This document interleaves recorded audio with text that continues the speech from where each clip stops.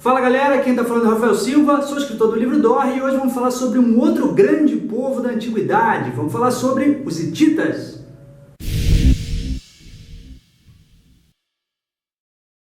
Gente, até 1880, se você quiser saber o que era um hitita, você ia ficar sem saber, porque era apenas um povo mencionado na Bíblia. Entre tantos outros povos, era um povo mencionado na Bíblia. Se você pegar a Enciclopédia Britânica de 1861, justamente você ia ter 3, 4 linhas ali falando exatamente o que a Bíblia relatava sobre os hititas. Quer dizer, não sabia nada sobre esse povo. Curioso, apesar de ter sido um grande império que durou aí quase um milênio inteiro e foi poderosíssimo.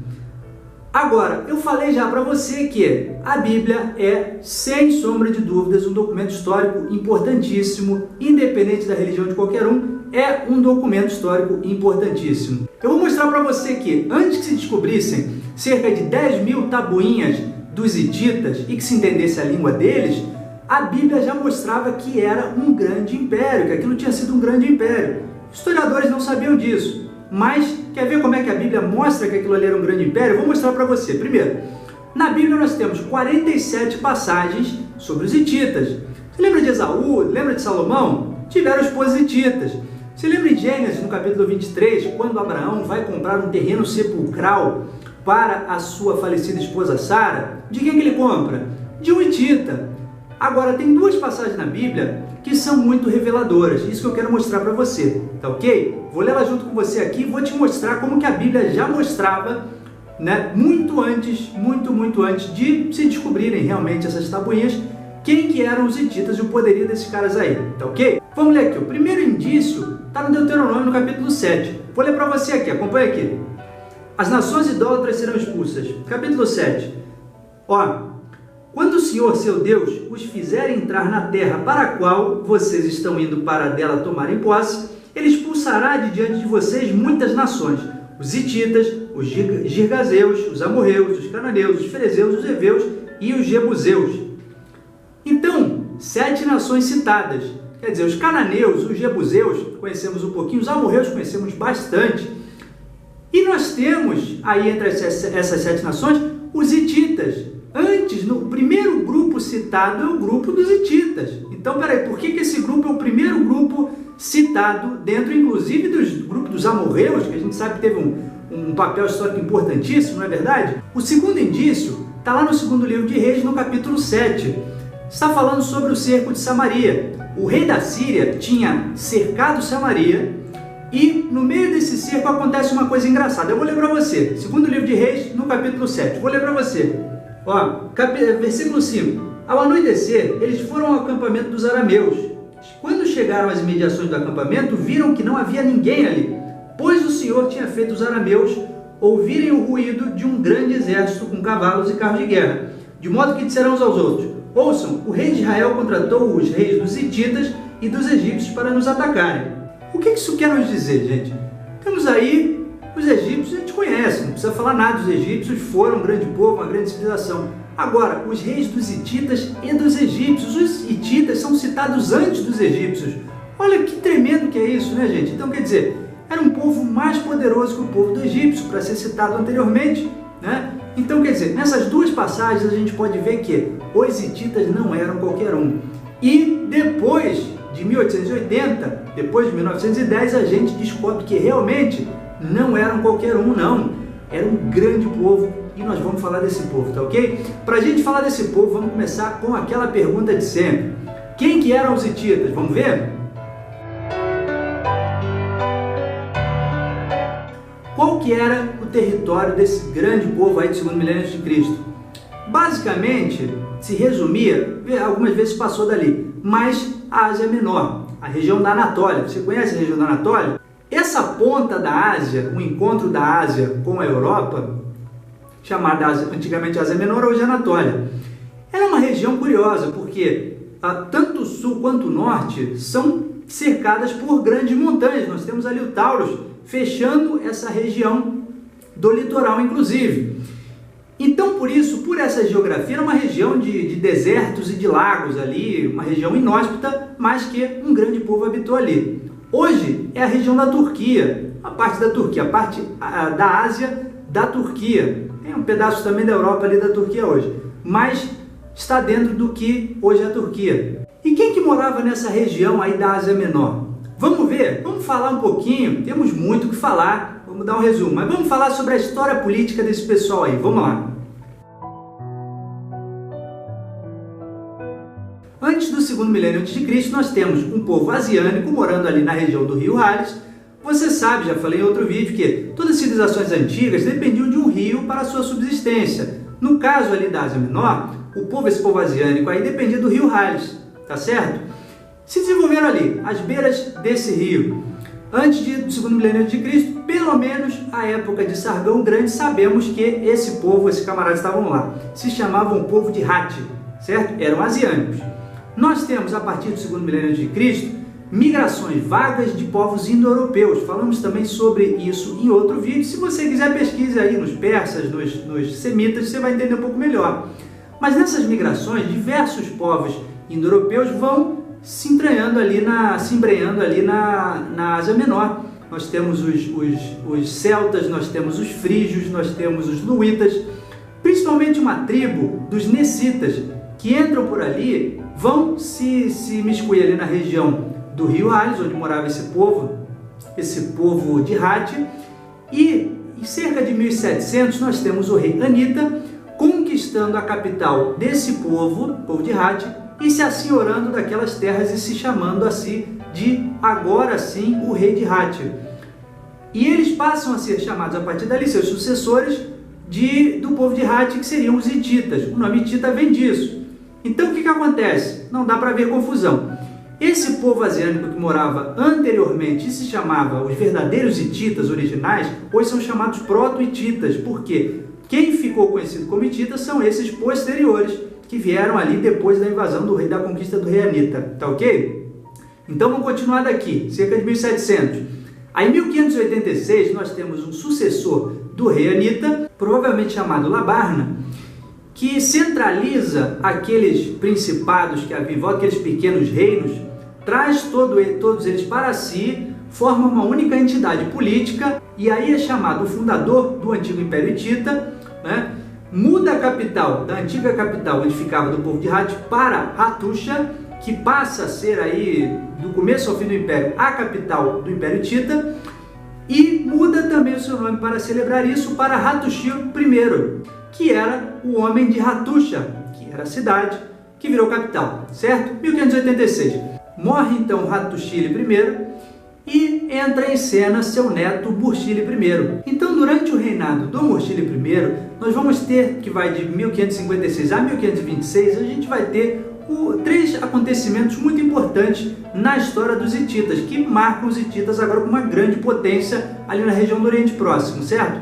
Primeira situação, nós temos uma guerra contra os hurritas. Os hurritas, um povo que morava ali a leste dos hititas e travava guerras endêmicas com aquele povo ali, e era um povo considerável a se notar.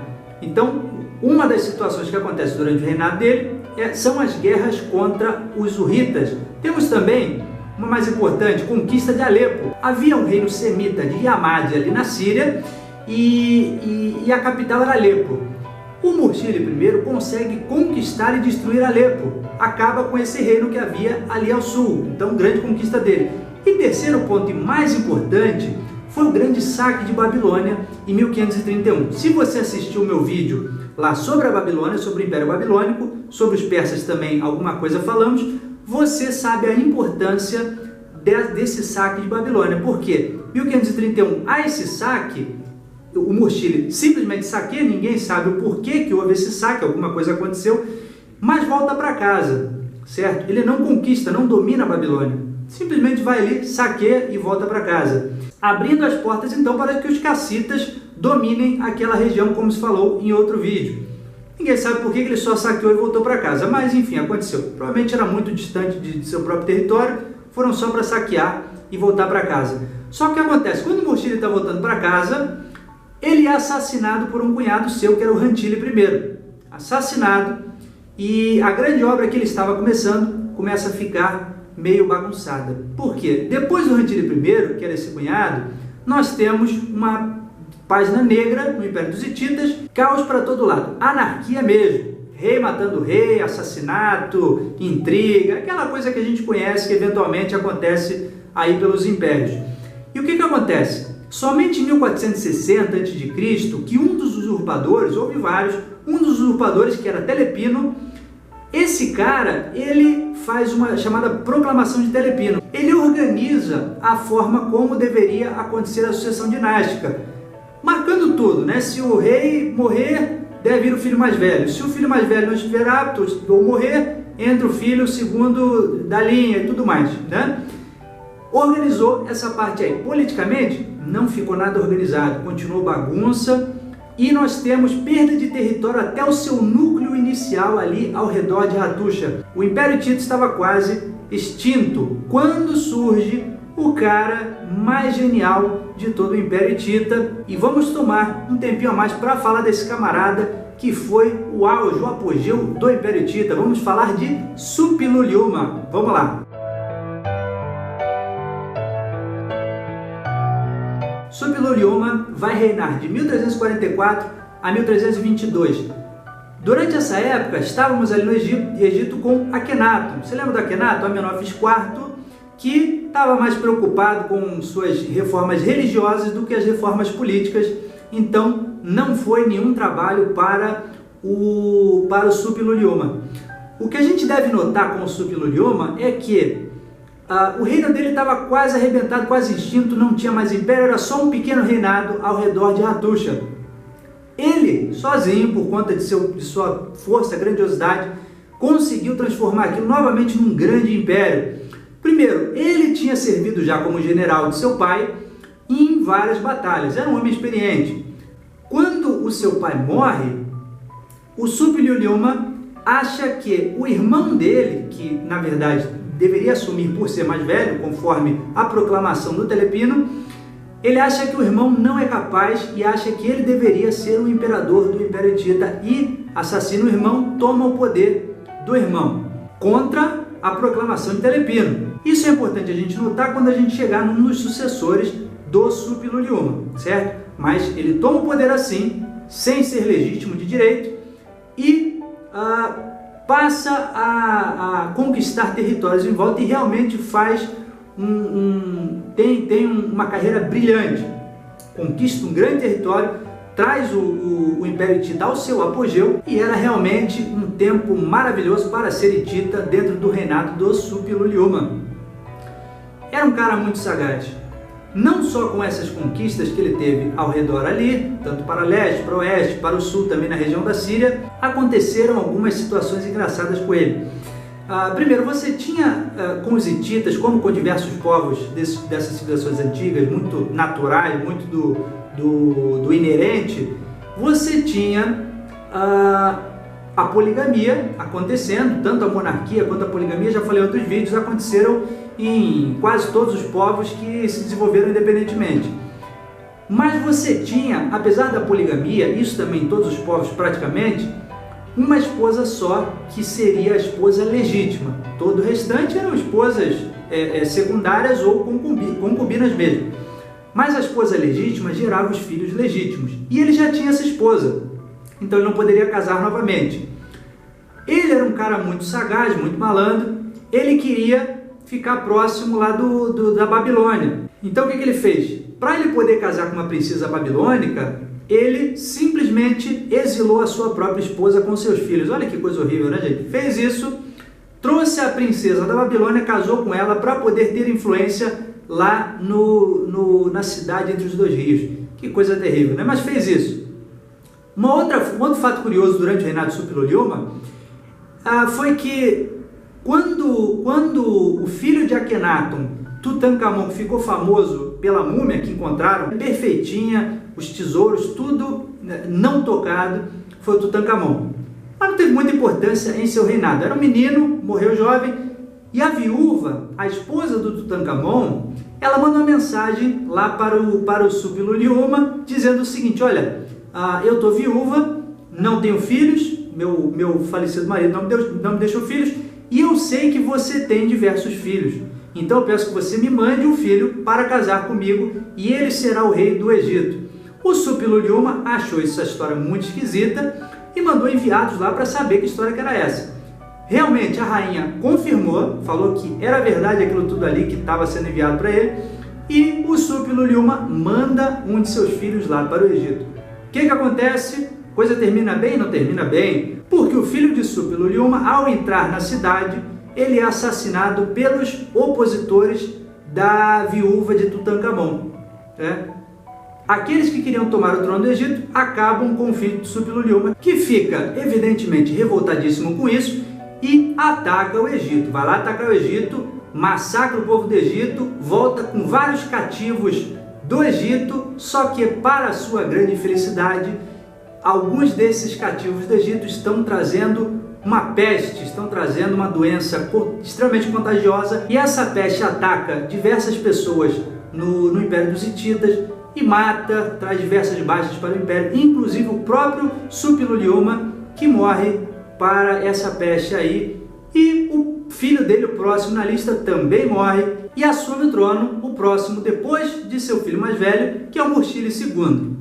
O Mursili II também tem a sua própria história, tem uma história interessante, uma história de tristeza, de desânimo, porque o que acontece? Durante o seu reinado, ele sente muito peso, como se os deuses estivessem contra os hititas, e falando com os oráculos, consultando os oráculos, ele descobre que há uma grande maldição por conta de seu pai Suppiluliuma ter assassinado o irmão e não ter respeitado a proclamação de Telepino. E aí ele perde 2 irmãos, ele perde a esposa, ele perde gente muito querida a ele. É um reinado traumático do Mursili II. Apesar de tudo, não obstante essas situações, ele consegue manter o seu império coeso, o seu império de cabeça erguida, mas é uma história de muito sofrimento. Se você quiser entender um pouquinho melhor a história desse cara, pesquisa um pouco mais sobre ele, que é um reinado interessante. Mas só estamos falando sobre as coisas por alto, aqui traçando uma linha geral, então não vamos falar muito dessas histórias. Então nós temos aí 1295 a.C., depois da morte de Mursili II, nós temos Muwatalli II, que é filho dele e neto de Suppiluliuma. O Muwatalli sofreu bastante em que sentido? Era um momento complicado, como eu disse. O reinado do pai dele foi um reinado onde todos estavam pensando que os hititas estavam debaixo de uma grande maldição por conta da peste que havia sido contraída ali dos cativos do Egito. E foi um momento onde todos os povos inimigos pressionaram os hititas, os atacaram, pensando que eles estavam debaixo de uma grande maldição. Então, o filho do Mursili II, ele teve que enfrentar ao oeste, teve contatos com os aqueus, dos gregos. Ao sul, eles entraram em contato ali com o povo do Egito, que estava voltando para cima deles. Ao leste, estava se levantando o poderio dos assírios, que eventualmente até destronariam os hititas. Ao norte, teríamos ataques endêmicos também dos gásigas, que eram inimigos também conhecidos já dos hititas. Enfim, não foi um reinado muito fácil o do Muwatalli II. E por que eu parei para falar um pouquinho desse camarada aqui? Porque em 1274, a gente tem que lembrar o seguinte: se a gente olhar lá para o Egito agora, nós vamos ter o apogeu do Egito, que foi Ramsés II. Se você não assistiu vídeos egípcios, assista lá, coloca ali, clica no canal, assiste os vídeos egípcios, que eu falei sobre Ramsés II, que foi o apogeu do Egito. 1279, Ramsés II vai começar a tocar o terror em toda a região. E é nesse momento que nós temos no trono do Império dos Hititas, Muwatalli II, neto de Suppiluliuma. Então, em 1274, por quê? O Ramsés II vai voltar à política de expansão ali para a Síria, passando de Canaã, subindo para a Síria, onde era a região, historicamente, dos hititas que já haviam conquistado ali, perdido, conquistado, mas estavam com o seu poderio ali.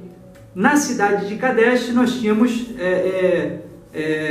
a beirada do poderio dos hititas e o poderio dos egípcios. Ramsés II subiu dali, entrou em conflito com os hititas.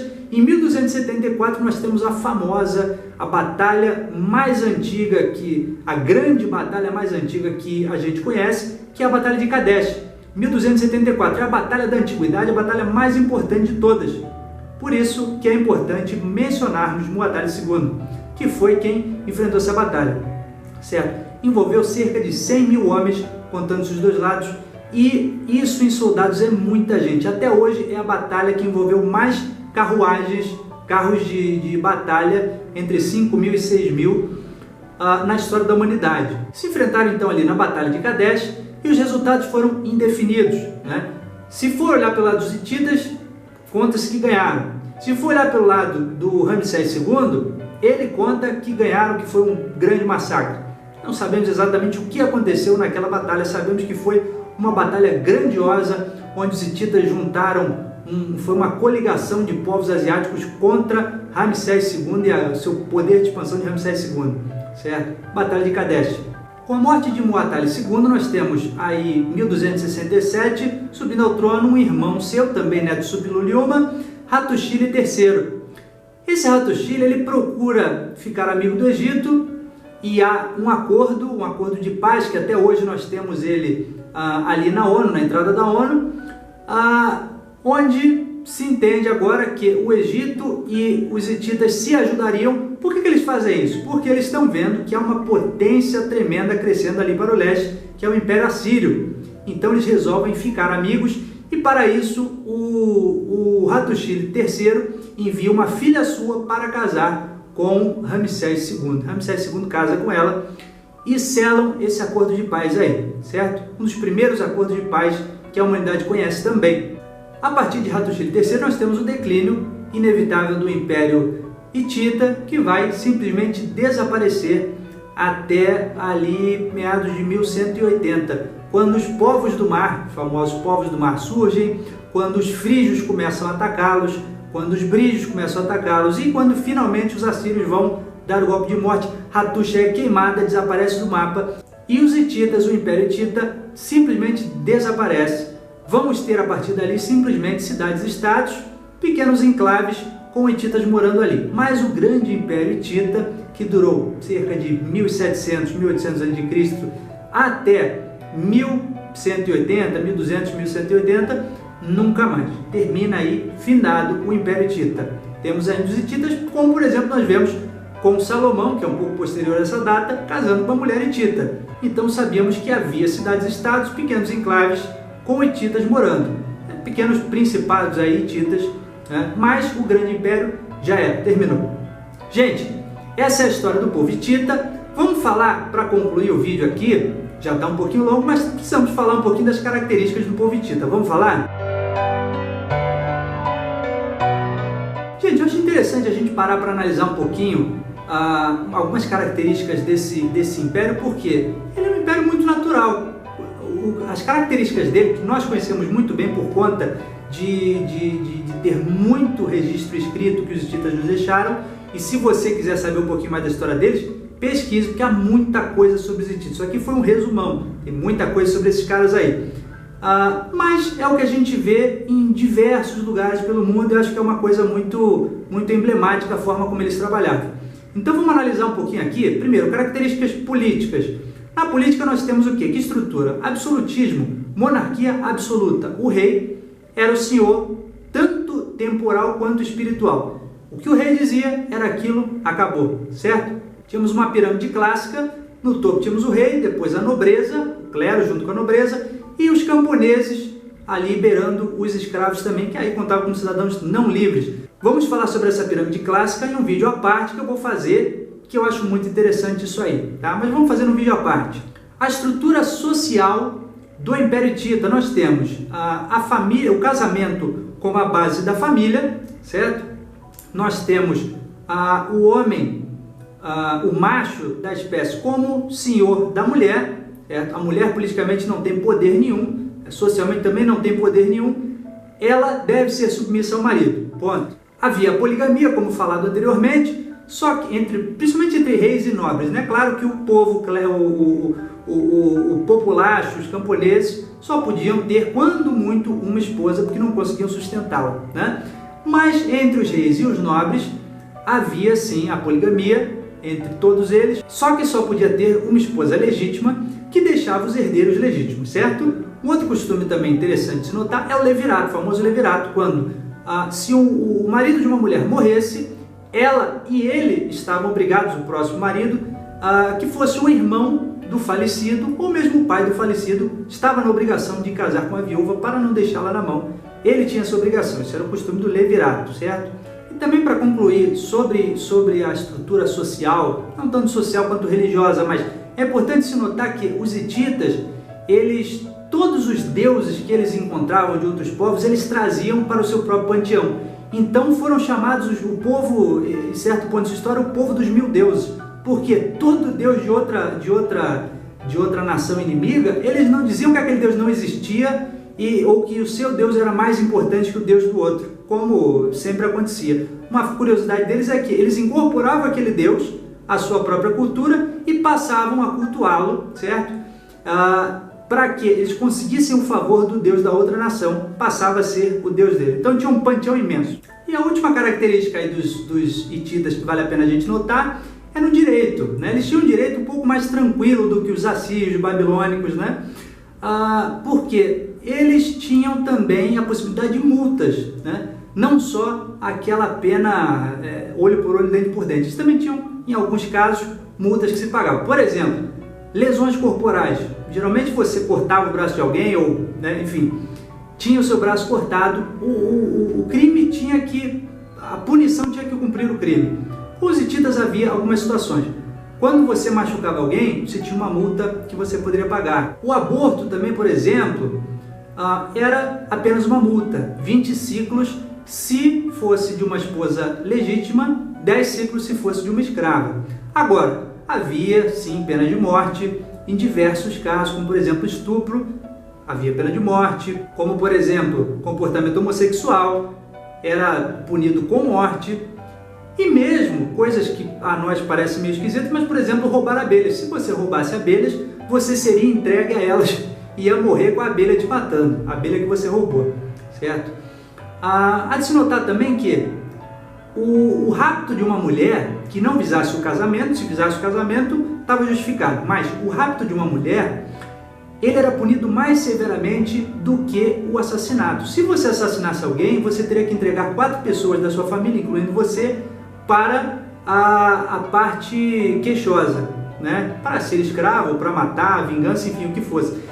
Com o rapto eram 6 pessoas, então quer dizer, o rapto era punido mais severamente do que o assassinato. Agora, o que os hititas consideravam mais grave era crime contra a ordem pública. Qualquer coisa que fosse feita contra a ordem pública, meu amigo, não tinha escapatória para você, o bicho pegava mesmo. Por exemplo, rebelião contra o rei. Você, toda a sua família eram massacrados e a sua casa destruída. Você desaparecia da história se houvesse qualquer traço de rebelião contra o rei, né? Crimes contra a ordem pública no Império dos Hititas era punido gravemente, tá ok? Então é isso, gente. Espero que tenham gostado do vídeo dos hititas, certo? Estou muito feliz com o crescimento do canal. Estamos quase batendo a marca dos 500 para começar a falar dos gregos. Já estou me preparando porque esse vídeo vai ser grande, vão ser pelo menos aí uns 3, 4 vídeos para a gente fazer, porque é muita coisa a se falar sobre os gregos, tá certo? Espero que tenham gostado, continue dando essa força, compartilhando os vídeos, dando like e se inscrevendo no canal, tá bom? Grande abraço para vocês, gente, tudo de bom, valeu!